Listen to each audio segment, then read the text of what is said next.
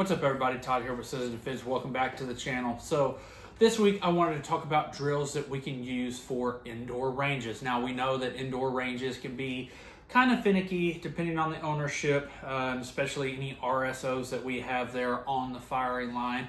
Typically what we see is the average or the typical 1 shot per second, right? They don't allow you to fire any faster than that.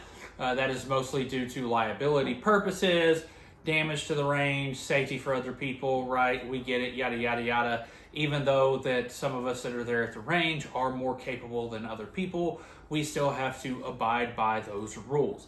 So what I wanted to talk about with indoor ranges, drills for indoor ranges, is that not everybody out there has access to outdoor ranges. I completely understand that.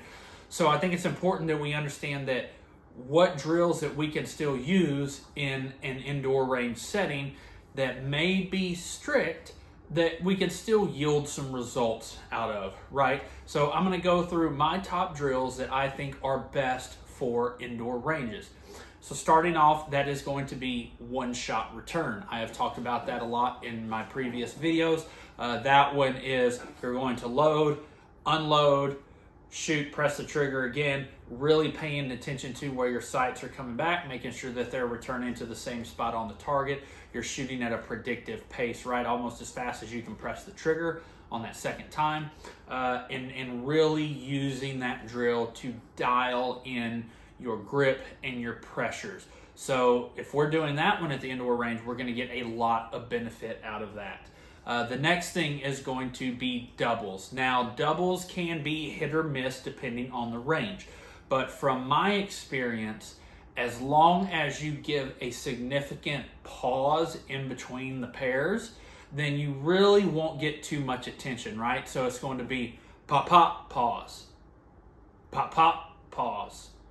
Typically, you can get away with that. Now, if you got some RSO looking over your shoulder, fudd or something like that, yeah, then you definitely might not be able to get away with that, but I would recommend giving it a try because we're going to yield major benefits from doing that, right? That's essentially the full version of the 1-shot return drill. Next is going to be transitions, right? If we have a lane that, or our target sheet that we can put two like A zone or 2-spot targets on that single sheet, we can work transitions. So move it out to 7-10 yards, whatever we're doing, and we can essentially do 1-shot return working on transitions, right? So bang, transition, bang, transition. As soon as I press the trigger, I'm moving my eyes to the next spot on the target, and we can work transitions that way. Once again, depending on how strict the range is, you might be able to get away with running that live full way, right? So bang, bang. You may be able to get away with that. So just keep that in mind. If not, you can do the 1-shot return version of it, the really isolated version of it, to get your eyes moving and work those transitions. The next one that I would say is going to be a good kind of like a test type drill that you can probably get away with on an indoor range is going to be the test, right? Ken Hackathorn's test. That's a good drill for that one. It's on a B8 target. It's 10 rounds in 10 seconds at 10 yards. So at shooting at that pace from like a presented low ready, you should be able to get away with that right around probably right at 1 round per second, maybe just under 1 round per second. So you should be okay shooting that drill, and that's really going to work on trying to balance that speed and that accuracy, right?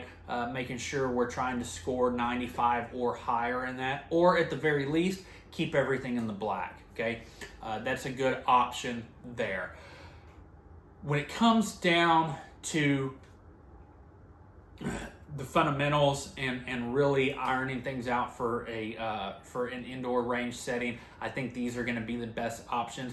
If you have any more options of ideas of drills that are more isolated that maybe I didn't touch on today in this short video, get down in the comments and let me know what other drills you like as well, okay, for in an indoor range setting.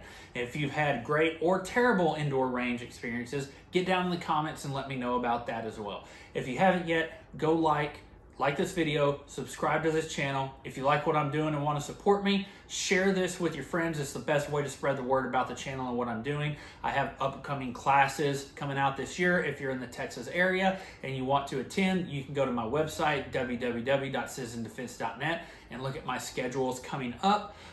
If you want to support me even further, go and check me out on Instagram. That is the best place to keep updates with videos, classes, and other content that I have going on out there, okay? I hope everybody has a great week and stay safe.